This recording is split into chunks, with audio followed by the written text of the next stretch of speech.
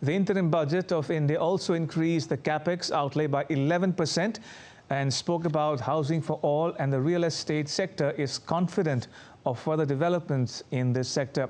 DD India correspondent spoke with Siddharth Bansal to find out more.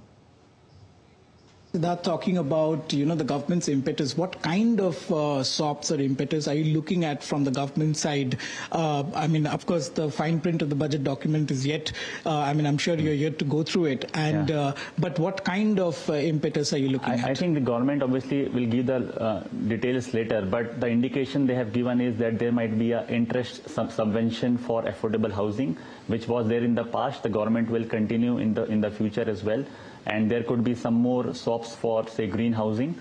And I think the details either will come in the full budget or in the time between now and the full budget.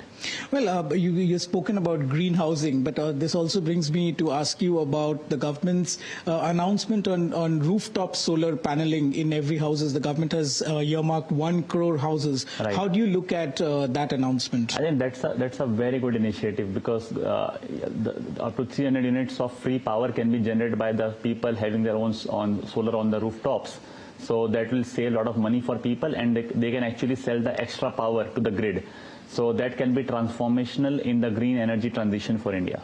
Well, and of course, the government's focus has been on the green energy sector. But also my last question to you, Siddharth, would be on the infrastructure development. The government has increased the capex from 10 lakh, in fact, to 11.11 lakh crore.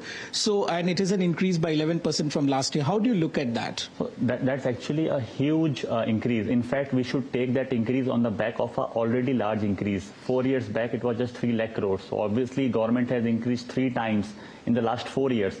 On top of it, it's another 11% increase. Infra, as we all know, is the enabler. So real estate comes later. First, the roads have to be built, highways have to be built. And once those things are built, then the real estate comes into play. So infra is the enabler. And by increasing it by 11%, government is continuing to commit itself to huge infra spending. Well, that's, of course, the government's focus has been over the last couple of years on building quality infrastructure across the country. And thank you, Siddharth, for talking to Doordarshan.